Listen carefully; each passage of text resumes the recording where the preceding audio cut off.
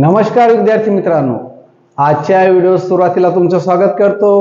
आज आपण स्कॉलरशिपच्या पुस्तकातील जे गणित आहे त्याचे रिव्हिजन करून घेणार आहोत। याचा अगोदर 1 आणि 2 असे भाग आपले या व्हिडिओचे तयार झालेले आहेत। आजचा हा तिसरा भाग आहे। या व्हिडिओत उर्वरित जे काही राहिलेले आपले पाठ आहेत त्याचे आपण रिव्हिजन पाहणार आहोत।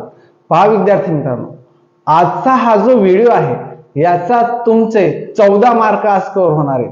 किती मार्क कव्हर होतील? 14 ते 18 मार्क, एवढं लक्षात ठेवायचं आहे। पुन्हा सांगतोय, आजचा हा व्हिडिओ पूर्ण बघितला तर 14 ते 18 मार्क तुमचे आज कव्हर होतील। पहा विद्यार्थी मित्रांनो, या ठिकाणी अपूर्णांक, मग अपूर्णांकांमध्ये लहान मोठेपणा, व्यावहारिक अपूर्णांक, समुच्चयित अपूर्णांक कोणाला काय म्हणतात याचा आज संपूर्ण या पुस्तकाचा आपण रिव्हिजन अगोदर करून घेतलेली आहे। आज याच्यातले ठराविक प्रश्न घेऊन आपण त्याची रिव्हिजन करून घेऊया। समान छेद असणाऱ्या अपूर्णांकाला टिमटिम म्हणतात। मग समान छेद पहा या ठिकाणी 3/9, 5/9। आता हे 9 आणि 9 हे काय, त्यांचे छेद समान आहे। तुम्हाला माहित आहे विद्यार्थी मित्रांनो, वरती जो अंक असतो याला म्हणतात अंश आणि खालच्या अंकाला म्हणतात छेद। मग ज्याचे छेद समान असतात त्याला काय म्हणतात? समछेद अपूर्णांक असे म्हणतात। म्हणून पर्याय क्रमांक 3 याचं योग्य उत्तर। पुढचा प्रश्न या ठिकाणी विद्यार्थी मित्रांनो पहा, ह्या प्रकारचे प्रश्न आले तर तुम्हाला असे प्रश्न सोडवता यायला पाहिजे। असे वेगवेगळे प्रश्न मी यात घेतलेले आहेत की ज्याने तुमची भरपूर प्रॅक्टिस होईल। आता 12 छेद काय आणि 5 छेद, तिथून मायनस करायचे आणि उत्तर 1 यायला हवा। मग ह्या ठिकाणी पहा विद्यार्थी मित्रांनो, या ठिकाणी जो खाली छेद आहे तो आपल्याला माहित नाही, पण त्याचं उत्तर 1 यायला हवं। आणि तुम्हाला अगोदर मी शिकवलंय, एक उत्तर केव्हा येतं? ज्या वेळेस अंश आणि छेद, अंश म्हणजे वरचा, छेद म्हणजे खालचा, अंश आणि छेद सारखे असतील त्यावेळेसच त्यांचं उत्तर 1 येतं। मग या ठिकाणी सुरुवातीला वजाबाकी करूया। 12 मधून 5 वजा केले तर किती उरतात? 7 उरतात। मग मी तुम्हाला आता सांगितलं 7 वरती तर 7 कुठे येतील? खाली। म्हणजे अंश आणि छेद सारखे असले पाहिजे। म्हणजे खालचं उत्तर काय मिळालं? 7। पर्याय क्रमांक 2 मी कशा पद्धतीने शोधलं तुमच्या लक्षात आलं असेल। पुढचा प्रश्न बघूया। या ठिकाणी विद्यार्थी मित्रांनो बेरीज करायला सांगितलेली आहे। पुन्हा असा प्रश्न जर आला तर कसं सोडवणार? हा 9 पूर्ण आहे, हा 9 काय आहे? पूर्ण आहे। आणि त्याच्यानंतर हे आपण अपूर्ण म्हणतो, पण हे अपूर्ण नाहीये। 3 भागांपैकी 3 भाग हे पूर्ण आहे। 3 भागांपैकी 3 भाग हे पूर्ण वाटप केलेले, दिलेले किंवा रंगवलेले काही पकडा, हे दिलेले म्हणजे हा एक भाग पूर्ण आहे। मग हा 9 मध्ये हा एक भाग पूर्ण मिळवला तर उत्तर 10 होतं। मग इथं उत्तर दिलंय पर्याय क्रमांक 3 मध्ये। ह्याच पद्धतीने विद्यार्थी मित्रांनो या ठिकाणी एक प्रश्न मी आणखी खाली घेतलेला आहे। पहा या ठिकाणी काय सांगितलेलं आहे, 900चा 1/5 भाग बरोबर किती? असा प्रकाश। आता काठीण्य पातळीचे पण काही प्रश्न घेतलेले आहेत। मग 900चा, मग अशा वेळेस विद्यार्थी मित्रांनो चा, ची, चे काही आलं तर त्याचा अर्थ असतो गुणाकार आणि 1/5। आता काय करतो, हे गुणाकाराच्या स्वरूपात मांडणी केलेली आहे तर याचा अर्थ असतो भागाकाराच्या स्वरूपात। म्हणजे खालच्या संख्येने वरच्या संख्येला आपण भाग देऊ शकतो। मग या ठिकाणी 5ने 900ला भाग द्यायचा। मग तुम्हाला या पद्धतीने जो मी भाग देतोय तो तशा पद्धतीने तुम्हाला देता यायला हवा। 5×1 5, 5×1 5। आता 9तून 5 गेले तर उरले किती? 4। मग या ठिकाणी 4 दिले तर किती झाले? 40। 5चा टेबल 8 पर्यंत घेतला तर 40 होतात। नंतर हा शून्य जसाच्या तसा, याचं उत्तर आलं 80, सॉरी 180। पर्याय क्रमांक 2। पुढचा प्रश्न बघूया काय सांगितलेला आहे। अस्मिताने पुस्तकाचा पाऊण भाग, बघा वेगवेगळ्या टाईपचे वेगवेगळे प्रश्न घेतोय, म्हणजे असा प्रश्न त्या ठिकाणी आला तर तुम्हाला सोडवता यायला हवा। अस्मिताने पुस्तकाचा पाऊण भाग वाचून झाला तेव्हा 45 पाने वाचून झाली आणि अधिक 10 पाने वाचून झाली तर त्या पुस्तकाला एकूण पाने किती. आता पाऊण तुम्हाला सांगितलंय, पाऊण भाग म्हणजे काय, पाव भाग कमी पुढच्या अंकाला. मग या ठिकाणी 45 पानं दिलेली आहेत आणि 45 पाने म्हणजे पाऊण भाग. मग पाऊण भाग म्हणजे काय, एका पूर्ण भागाचा 3 भाग. 3 भाग त्याचे झालेले आहेत, त्याला 45 होतात. मग एक भाग बाकी आहे. मग आता मला सांगा किती मिळवले तर एक भाग पूर्ण होईल, ते आपल्याला शोधायचंय. म्हणजे हे जे 10 पाने आहेत यांचा विचार करू नका, कारण एकूण किती पाने होती ते विचारलेलं आहे. मग अशा वेळेस एका तासात 60 मिनिटं येतात. मग 60 मिनिटाचे हाफ किती करतो आपण, 30. आणि 30 चे हाफ किती करतो, 15. मग याच्यावरून तुम्हाला कळलं असेल, जर या ठिकाणी 30 पानं घेतली तर ते किती होतात, हा अर्धा आणि हा पाव भाग मिळून किती होतात, 45. मग या ठिकाणी 45 आहेत पाऊण भाग आणि पूर्ण भाग किती होईल मग 60. म्हणून याचं योग्य उत्तर पर्याय क्रमांक 3. किती पानं होती तर 60. पुढचा प्रश्न बघूया काय सांगितलेलं आहे. अमररावाने आपल्या एकूण शेतापैकी 2/6 भागात केळी व 3/6 भागात ऊस व उरलेल्या शेतात ज्वारी पेरली, तर किती भागात ज्वारी पेरली. म्हणजे किती भाग आता पेरलेली ते आपल्याला शोधायचंय. मग या ठिकाणी 2/6 याच्यात पेरली होती केळी आणि 3/6 याच्यात पेरला होता ऊस. मग आता मला सांगा, छेद समान आहेत आणि आपण अगोदर बघलेलं आहे, छेद जर समान असतील तर आपण जी बेरीज दिली ती करू शकतो. मग कशी, वरच्या अंकांची बेरीज करायची. 2 आणि 3 5 आणि छेद हा जशास तसा राहतो. आता 6 भागांपैकी 5 भाग त्याने लागवड केलेला आहे. मग किती भाग राहिला लागवड करायचा, 1. कारण 6 पैकी 6 भाग म्हणजे पूर्ण होतो. मग 1 भाग बाकी आहे. मग 1 भाग बाकी, तर तो कसा दर्शवणार आपण, 1/6 ने. पर्याय क्रमांक 3. पुढचा प्रश्न बघूया. 3/5 मध्ये 3/5 किती वेळा मिळवावे म्हणजे उत्तर 6 येईल. बघा विद्यार्थी मित्रांनो, हा जो प्रश्न आहे तर तुमच्या प्रश्नपत्रिकेत असा प्रश्न येऊ शकतो. लक्षात ठेवा, असा प्रश्न येऊ शकतो.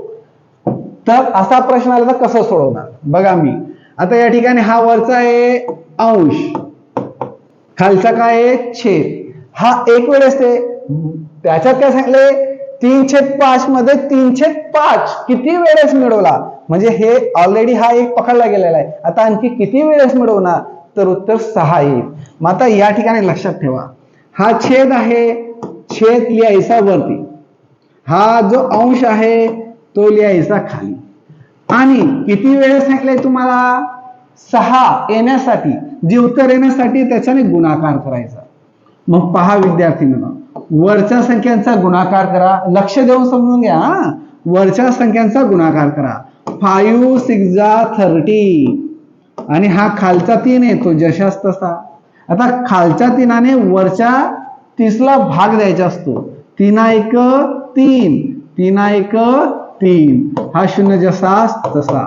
उत्तर 10 आलं म्हणजे 10 करून गोल भरून मोकळं होऊ नका. आलेल्या 10 मधून 1 वजा करा आणि उत्तर येत आहे 9. सर 1 वजा का, तर 1 अगोदर जो दिलेला आहे 3.5 हा अगोदर दिलाय, त्याच्यात आणखी किती वेळेस मिळवणार असा त्याचा अर्थ असतो. म्हणजे तो जो येतो 1 वजा करायचा, मग आणखी 9 वेळेस. पर्याय क्रमांक 2 याचं योग्य उत्तर. पहा विद्यार्थी मित्रांनो, व्हिडिओ मोठा होणार आहे, कंटाळा वाटवू देऊ नका आणि व्यवस्थित समजून घ्या. कारण हा व्हिडिओ तुमच्यासाठी खूपच महत्वाचा आहे. मी तुम्हाला अगोदर सांगितलं की ह्या व्हिडिओ तुम्हाला 16 ते 18 मार्क सहज मिळू शकतात. आता या ठिकाणी हा प्रश्न आहे, इथून 4/6 मध्ये 4/6 किती वेळा मिळवावे म्हणजे उत्तर 6 येईल. हा प्रश्न तुम्हाला AW, कारण मी तुम्हाला आता सोडून दाखवला. पुढचा प्रश्न बघूया काय सांगितलेला आहे. खालीलपैकी कोणता अपूर्णांक अंशाधिक अपूर्णांक नाही. मग अंशाधिक म्हणजे काय, ज्याचा अंश मोठा त्याला म्हणतात आपण अंशाधिक अपूर्णांक. मग आता या ठिकाणी अंश याचा मोठा, याचा मोठा. आता अपूर्णांक अंशाधिक अपूर्णांक नाही, इथं नाही सांगितलेला आहे, म्हणजे आपल्याला काय शोधायचं आहे? छेदाधिक. काय मोठा असला पाहिजे? आता छेद मोठा असला पाहिजे, कारण इथं काय सांगितलंय? अंशाधिक अपूर्णांक नाही, म्हणजे तो काय असला पाहिजे? छेदाधिक, असा त्याचा अर्थ होतो. मग इथं छेद छोटा आहे, लहान आहे, इथं पण छेद मोठा आहे, इथं लहान इथं लहान, म्हणजे हा येणार नाही, हा येणार नाही, हा येणार नाही. उरला काय? 4/7, कारण याचा छेद मोठा आहे, म्हणून पर्याय क्रमांक 2 याचं योग्य उत्तर. पुढचा प्रश्न बघूया 6वा. काय सांगितलेला आहे?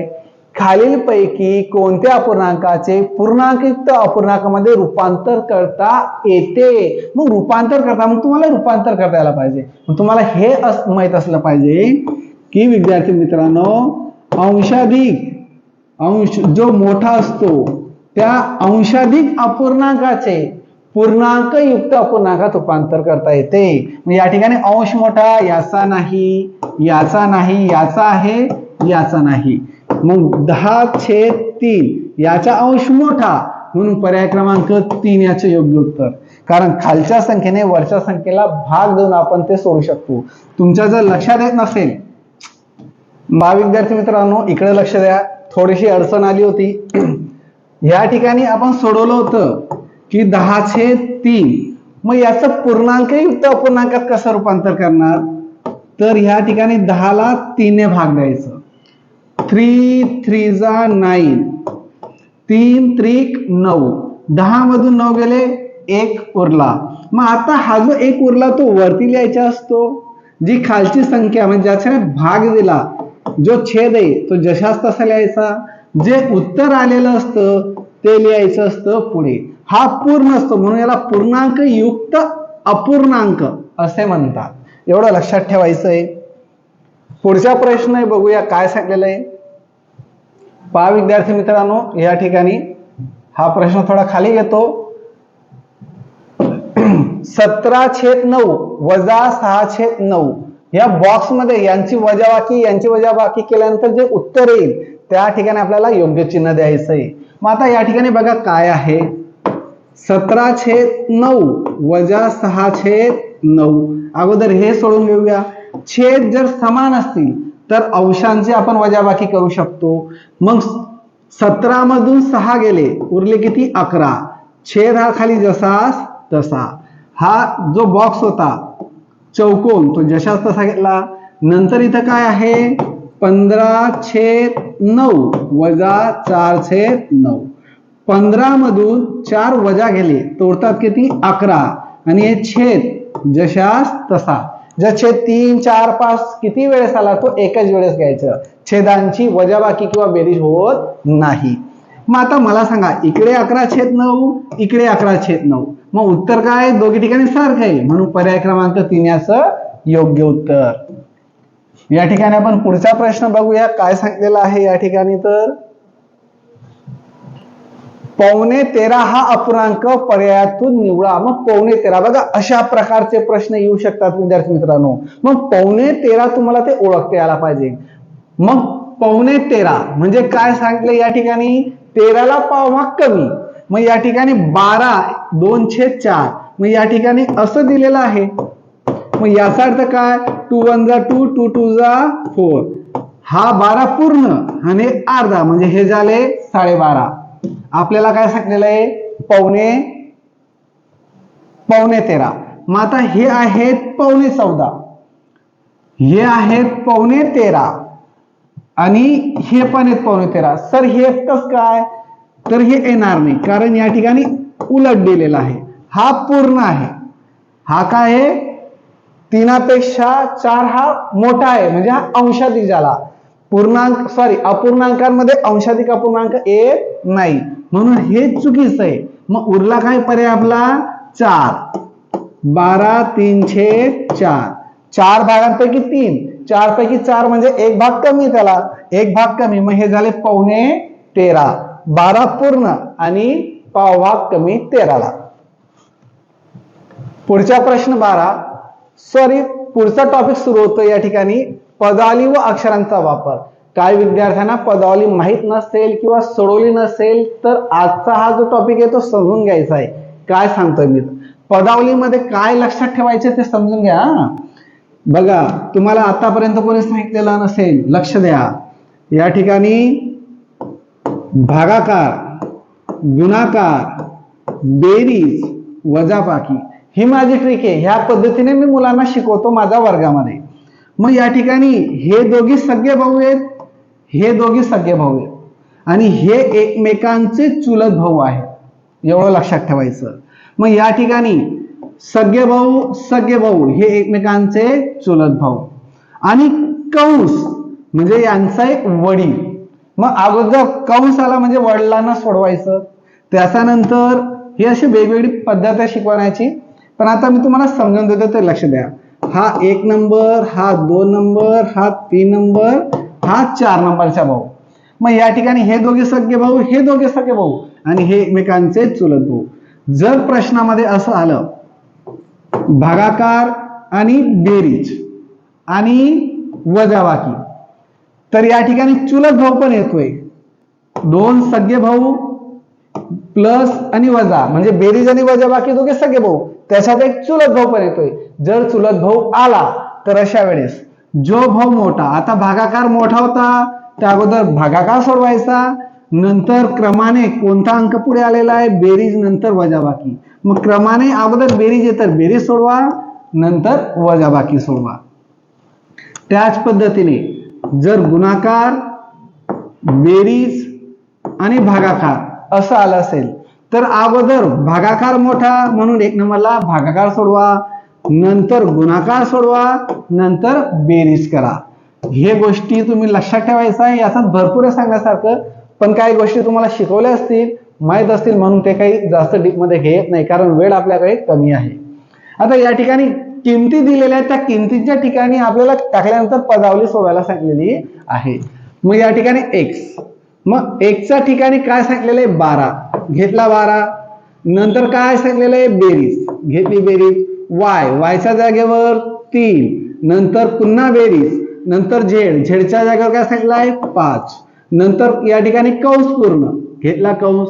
नंतर काय सांगितलं आहे भागाकार, घेतला भागाकार, दिसतंय ना तुम्हाला. नंतर पुन्हा कंस, नंतर इथं काय x म्हणजे 12, नंतर वजाचं चिन्ह दिलं, नंतर झेड म्हणजे 5, नंतर बेरीजेचे चिन्ह आहे आणि y म्हणजे 3 आणि कंस पूर्ण. मग आता सगळ्यात महत्वाचं कंस पहिले सोडवायचे.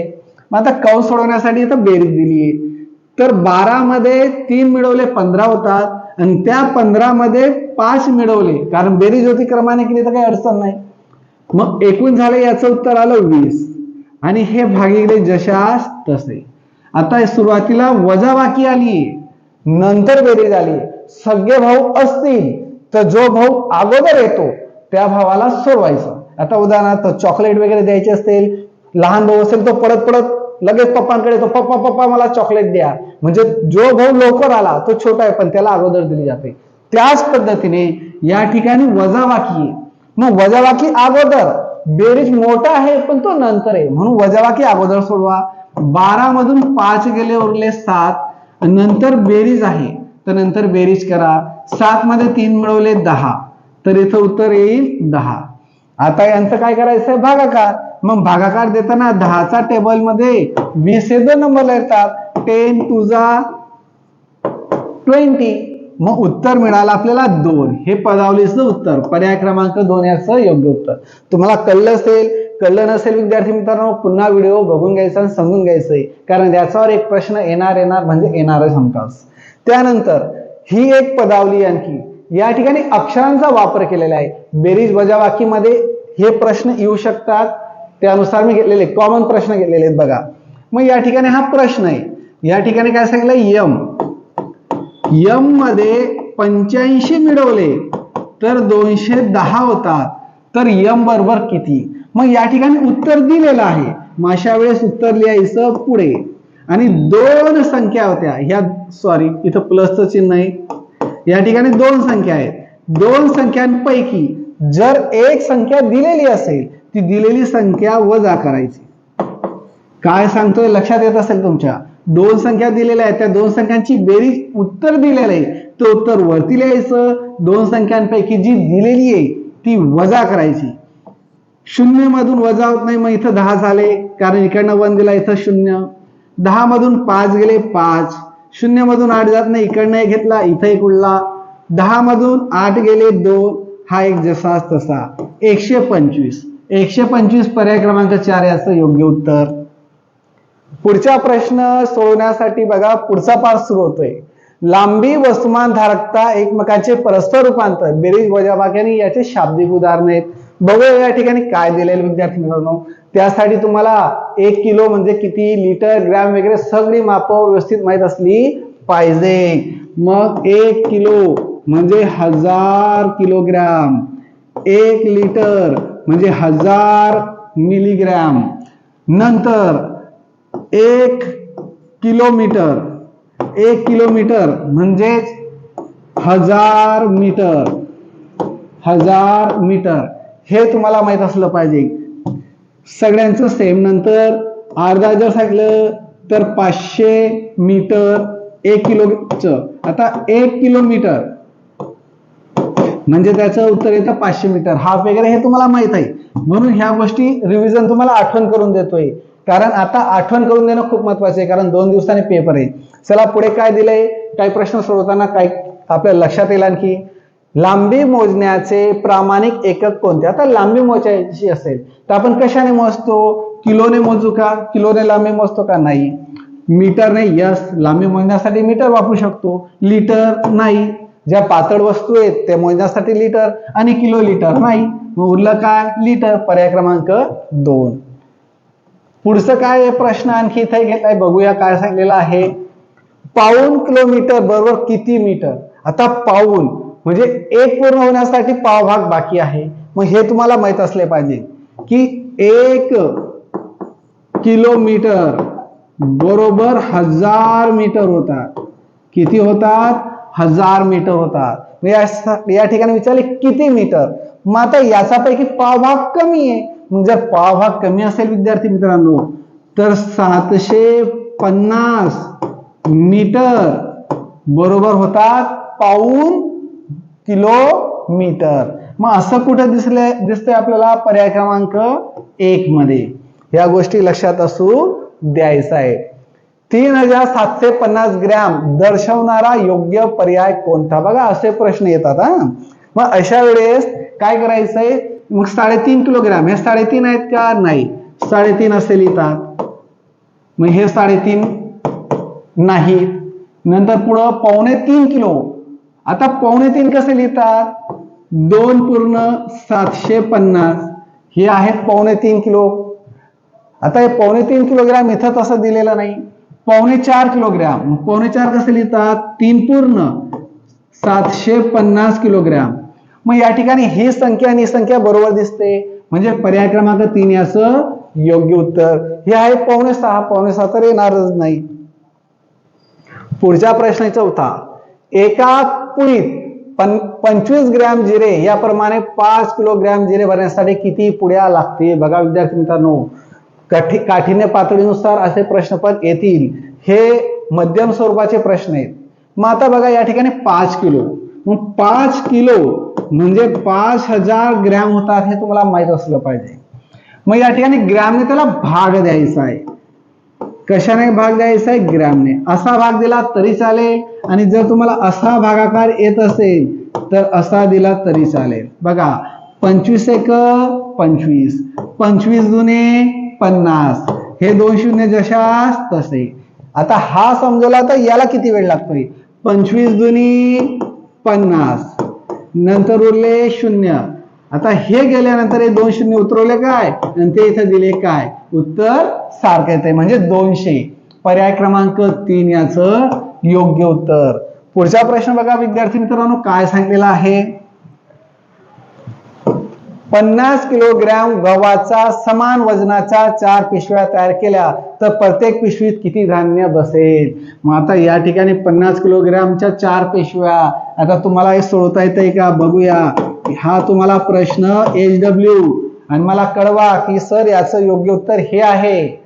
चला पुढचं कारण मी तुम्हाला या ठिकाणी प्रश्न पण देणार आहे, तुम्हाला सोडवता येतात का यासाठी. कालमापन, घड्याळ, मध्यान्हपूर्व, मध्यान्होत्तर, तास, मिनिट, परस्पर रूपांतर. आता या ठिकाणी नवीन पाठाला सुरुवात होते. काय सांगले बघा. मग या ठिकाणी मध्यान्हपूर्व हे तुम्हाला माहित असलं पाहिजे आणि मध्यान्होत्तर हे माहित असलं पाहिजे.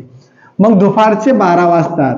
दुपारच्या 12 वाजेच्या अगोदरचा वेळ. मग सर कुठपासून, तर रात्रीच्या 12 नंतर तर दुपारचा 12 पर्यंतचा जो वेळ असतो तो असतो मध्यान्ह पूर्व. पूर्व म्हणजे अगोदर. मध्यान्ह पूर्व म्हणजे अगोदर. रात्रीच्या 12 नंतर ते दुपारच्या 12 पर्यंत. आणि मध्यान्होत्तर तर दुपारच्या 12 नंतर ते रात्रीच्या 12 पर्यंत. दुपारच्या 12 नंतर ते रात्रीच्या 12 पर्यंत तो असतो मध्यान्होत्तर. कोणता? मध्यान्होत्तर. हे लक्षात असू द्यायचंय. दिवसा म्हणजे मध्यान्होत्तर. 7 वाजले म्हणजे 24 ताशी घड्याळात किती वाजले. आता 24 ताशी घड्याळी पण तुमची पाठ असली पाहिजे की या ठिकाणी घड्याळ आहे, इथं असतात 12, इथं 6, इथं 9 आणि इथं इथं 3, इथं 9, इथं 12 नंतर इथं वाजतात 15, इथं वाजतात 18, इथं वाजतात 21. मग हे पण तुम्हाला माहित असलं पाहिजे. मग इथं 15, इथं आले 6 वर 18, मग 6 नंतर इथं 7 आणि 8 येतो. मग इथं काय येईल? 19. मग इथं 19 आले 7 वर, तर मग इथं 19 कुठं दिलंय? पर्याय क्रमांक 3 मध्ये. असं तुम्हाला शोधता यायला हवं. ते डायरेक्ट तोंडी पाठ म्हणजे लक्षात असलं पाहिजे, कारण तिथं तितका वेळ नसतो, लगेच तुम्हाला उत्तर यायला हवं त्याचं. पुढचा प्रश्न बघूया काय सांगितलेला आहे. 9:15 वाजले म्हणजे किती वाजून किती मिनिटं. खूप सोपा विद्यार्थी मित्रांनो, सांगा बरं मला याचं उत्तर. 9:15 म्हणजे किती वाजले. पुढचं वाटल्यास लिहिताना व्हिडिओ थांबून घ्यायचा, लगेच टाईप करून पाठवून द्यायचं. आणि जर तुम्हाला टाईप करता येत नसेल तर मम्मी किंवा पप्पाला सांगायचं की पप्पा याचे उत्तर हे, ते सरांना पाठवून द्या. पुढे 5वा प्रश्न काय सांगलाय. 4.5 तास बरोबर किती मिनिटे. मग आता मिनिटे काढण्यासाठी तुम्हाला माहित असलं पाहिजे की गुणाकार करावा लागतो. तर 1 तास बरोबर 60 मिनिट होतात. अर्धा तास म्हणजे 30 मिनिट आणि पाऊण तास म्हणजे 15 मिनिट. पुन्हा सांगतोय, हा अर्धा तास म्हणजे 30 मिनिट आणि पाऊण म्हणजे पाव भाग जर सांगितला तर 15 मिनिट. आता 1 तास म्हणजे 60 मिनिटं हे तुम्हाला माहित झालं. मग तुम्हाला 4.5 तास शोधायचंय. मग 60 गुणिले 4 ने त्याला गुणायचं. 4 ने का 4.5 सोडून द्या, कारण तो वरचे 30 मिनिटं आहेत ते आपण मोजू शकतो. मग हा शून्य जशाच तसा 4च्या टेबल 6 पर्यंत घ्या किंवा 6च्या टेबल 4 पर्यंत घ्या. 6 6 6 2 12 7 1 8 7 4 24. मग हे झाले 240 मिनिट. 240 मध्ये हे वरचे 4.5चे म्हणजे अर्धे मिळवायचे. हे होता तुमचे 270 मिनिट. पर्याय क्रमांक 2 असं योग्य उत्तर. पुढचा प्रश्न बघूया. या ठिकाणी पुन्हा अपूर्णांकाचे वेगळे प्रश्न मला मिळाले होते म्हणून ते मी घेतलेले, कारण असे प्रश्न आपले झाले नव्हते. या अपूर्णांकाचे पूर्णांकयुक्त अपूर्णांकातील योग्य रूपांतर कोणते. आणि व्हिडिओ पूर्ण बघा, कारण अजून दिनदर्शिका पण बाकी आहे. वेळ लागला तरी चालेल विद्यार्थी मित्रांनो, पण रिव्हिजन ही मोठीच असते म्हणून याला नाव दिलेलं असतं मोठी रिव्हिजन. या अपूर्णांकाचे पूर्णांकयुक्त अपूर्णांकातील योग्य रूपांतर कोणते. आता पूर्णांकयुक्त अपूर्णांकातील मग हे काय आहे? अपूर्णांक. आणि पूर्णांकयुक्त अपूर्णांक म्हणजे काय करावं लागेल. 21 या संख्येला 5 ने भाग द्यावा लागेल. आणि तुम्हाला अगोदरच्या वेळेत मी सोडून दाखवलं होतं म्हणून हा प्रश्न तुम्हाला HW. मला याचं उत्तर कळवायचंय की काय उत्तर येतो. म्हणजे बाकी कुठे लिहितात, पूर्ण संख्या कुठे लिहितात ते तुमच्या लक्षात येईल. पुढचा प्रश्न. या अंशाधिक अपूर्णांकाचे योग्य रूपांतर कोणते. आता या ठिकाणी अंशाधिक आहे हे चुकीचं विद्यार्थी मित्रांनो. हे पूर्णांकयुक्त अपूर्णांक दिलेला आहे.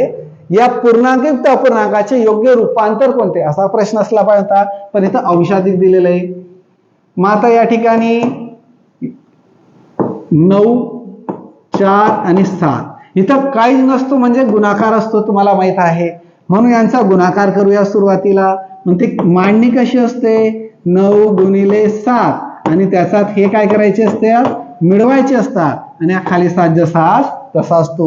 मग 9 7 जा किती होता 63, त्याच्यात 4 मिळवा, 7 खाली जसाच तसा 63 म्हणजे 63 मध्ये 4 मिळवले तर 67, 4 जसाच तसा. याची मांडणी कुठे आहे अशी पर्याय क्रमांक 3 मध्ये. बघा विद्यार्थी मित्रांनो, सोपे प्रश्न आहेत, असे प्रश्न तुम्हाला यायला हवेत. खालीलपैकी कोणत्या अपूर्णांकाचे पूर्णांकयुक्त अपूर्णांकात रूपांतर करता येणार नाही, असा प्रश्न झालाय का विद्यार्थी मित्रांनो? बघा बरं, आठवा. करता येईल का? बघा या ठिकाणी छेद पेक्षा अंश काय मोठा आहे म्हणजे याचं रूपांतर करता येईल. जर अंश मोठा असेल तर करता येतं. याचं रूपांतर करता येईल, अंश मोठा आहे. याचं रूपांतर करता येईल, अंश मोठा आहे. याचा अंश लहान, छेद मोठा आहे म्हणजे याचं रूपांतर करता येणार नाही. पर्याय क्रमांक 4. या अपूर्णांकाचा अचूक अंश कोणता? आता हा LW, कारण असाच प्रश्न आपण मागचा प्रश्न जो सोडवला तो असाच होता. उत्तर कळवा मला काय येतंय. पुढचं बघू या ठिकाणी काय दिलेलं आहे तर 8 मीटर 50 सेमी लांबीच्या तारेचे 5 सेमीच्या 1 याप्रमाणे तुकडे केले तर एकूण किती तुकडे तयार होतील? आता 5 सेमी प्रमाणे तुकडे केले तर किती तुकडे तयार होतील? मग अशा वेळेस तुम्हाला माहित असलं पाहिजे विद्यार्थी मित्रांनो, 8 मीटर बरोबर किती होतात? 1 मीटर बरोबर 100 सेंटीमीटर होतात. तर 8 मीटर म्हणजे 800 सेंटीमीटर झाले आणि हे 50 सेंटीमीटर दिले प्लस त्याच्यात मिळवा 50, किती झाले? 850 सेंटीमीटर. एवढं तुमच्या लक्षात आलं असेल. 5 सेमीचा 1 याप्रमाणे, आता 5 सेमीचा 1 कापलेला नाही, तुकडे करायचे. मग त्यावेळेस काय करायचं? 850 ला 5 ने भाग द्यायचा. 5 1 5, 8 5 गेले 3, हा 5 जसाच तसा.